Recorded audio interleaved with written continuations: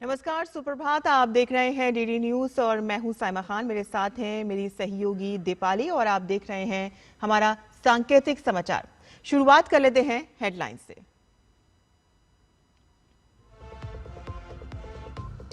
बिहार में आज से फिर एनडीए सरकार, 10वीं बार मुख्यमंत्री पद की शपथ लेंगे नीतीश कुमार। कुछ नए और पुराने चेहरे भी नीतीश कैबिनेट में होंगे शामिल।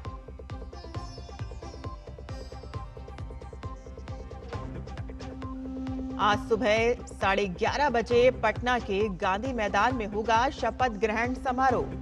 प्रधानमंत्री नरेंद्र मोदी, राजनाथ सिंह और अमित शाह समेत कई राज्यों के मुख्यमंत्री और केंद्रीय मंत्री होंगे समारोह में शामिल।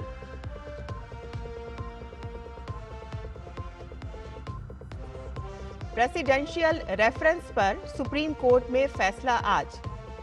राष्ट्रपति और राज्यपाल के लिए विधेयकों पर मंजूरी की समय सीमा तय करने से जुड़े मामले में संविधान पीठ देगी फैसला।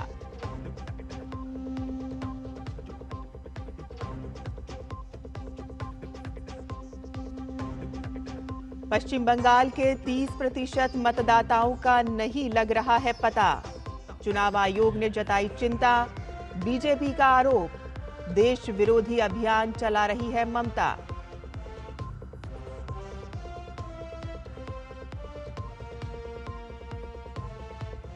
आज से गोवा में सितारों का जमघट।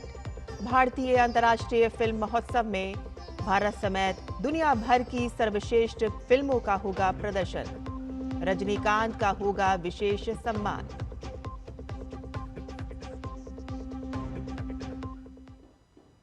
समाचार विस्तार से।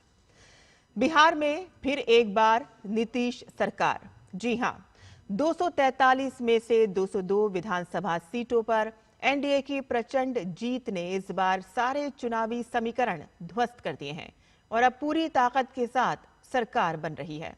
नीतीश कुमार को एनडीए ने कल अपना नेता चुन लिया, जिसके बाद नीतीश आज मुख्यमंत्री पद की शपथ लेंगे। ये 10वीं बार है कि जब सुशासन बाबू के नाम से मशहूर नीतीश बतौर सीएम पद और गोपनीयता की शपथ लेंगे। उधर भाजपा विधायक दल की बैठक में उप मुख्यमंत्री सम्राट चौधरी को विधायक दल का नेता और विजय कुमार सिन्हा को उप नेता चुना गया।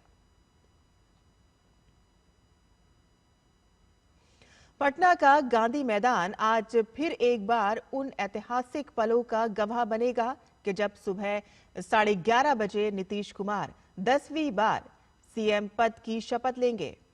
उनके साथ ही कुछ नए और पुराने चेहरे भी मंत्री के तौर पर शपथ लेंगे।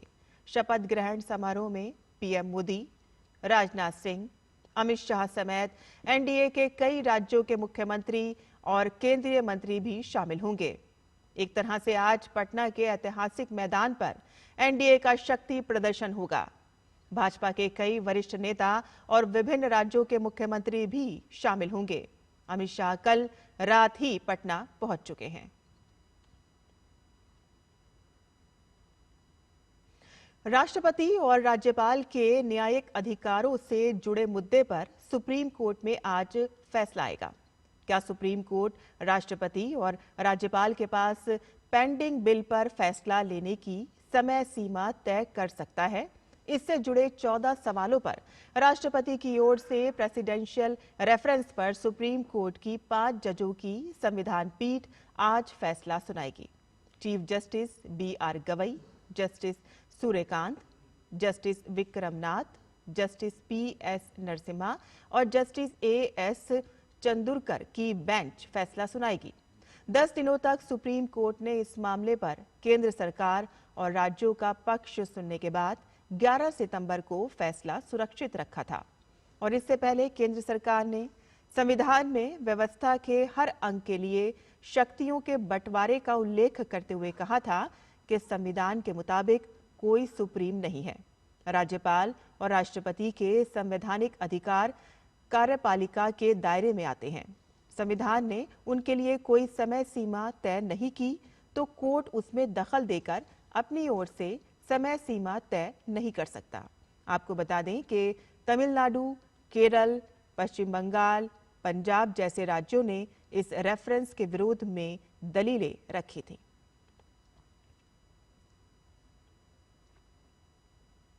देश का दूसरा राष्ट्रपति भवन छत्तीसगढ़ के सरगुजा संभाग में है।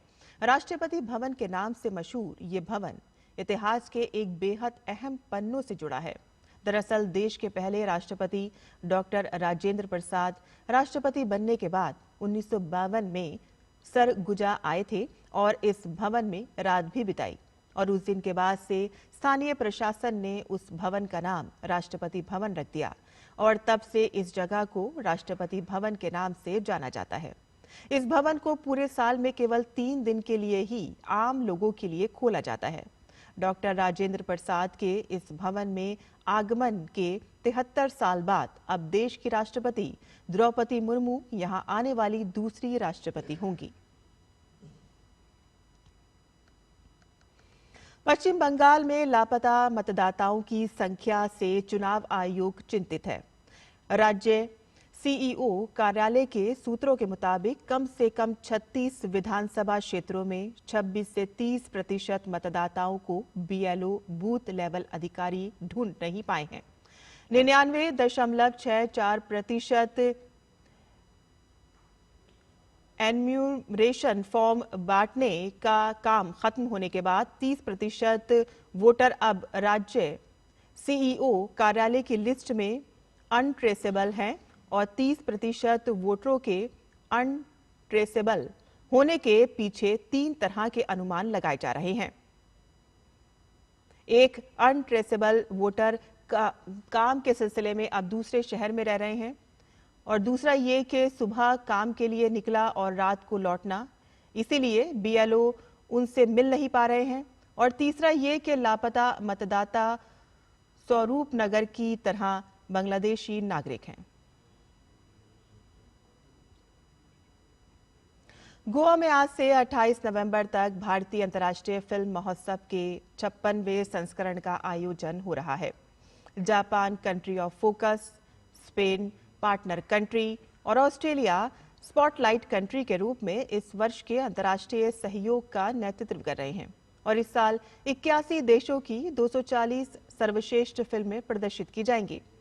उद्घाटन फिल्म ब्राजीलियाई लेखक गैब्रियल मस्कारो की द ब्लू ट्रेल एक विज्ञान कथा और फंतासी फीचर फिल्म है। दिग्गज अभिनेता रजनीकांत को सिनेमा में 50 वर्ष पूरे करने पर सम्मानित किया जाएगा। ग्रेटर नोएडा में आयोजित हो रहे विश्व मुक्केबाजी कप फाइनल्स में भारतीय मुक्केबाजों का शानदार प्रदर्शन जारी है। विश्व मुक्केबाजी कप फाइनल्स स्वर्ण पदक के लिए होने वाले मुकाबलों में भारत के 15 मुक्केबाजों ने जगह बनाई है। बुधवार को जैस्मीन लंबोरिया 57 किलोग्राम और 2 बार की पूर्व विश्व चैंपियन निखत जरीन 51 किलो भर वर्ग में अपने अपने मुकाबले जीते। जैस्मीन ने पूर्व एशियाई युवा चैंपियन कजाकिस्तान के उल्जान सरनेनबेक के खिलाफ 5-0 के जीत दर्ज की और इस जीत के बाद जैस्मीन फाइनल में पेरिस ओलंपिक पदक विजेता वू शी यी के खिलाफ उतरेंगी। निखत जरीन ने उज्बेकिस्तान के गनीवा गुलसेवर के खिलाफ शानदार जीत दर्ज की और सचिन सिवाच और हितेश गुलिया भी विजेताओं में शामिल हैं। गुरुवार के खिताबी मुकाबले में भारत उज्बेकिस्तान के बीच कड़ी टक्कर देखने को मिलेगी, जिसमें 6 फाइनल होंगे और जिनमें दोनों ही शक्तिशाली देशों के बीच सीधा मुकाबला होगा।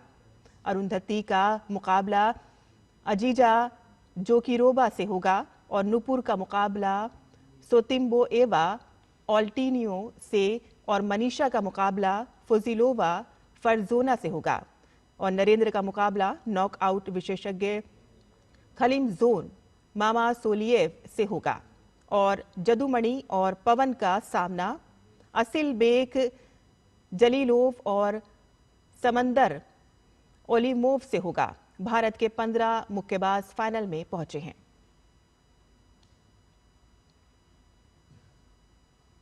गोवा में चल रहे शतरंज विश्व कप में भारत का अभियान समाप्त हो गया है। भारत की ओर से अर्जुन एरिगैसी ही एकमात्र भारतीय चुनौती के रूप में बने हुए थे, लेकिन उन्हें क्वार्टर फाइनल स्टेज में टाई ब्रेक में हार का मुंह देखना पड़ा।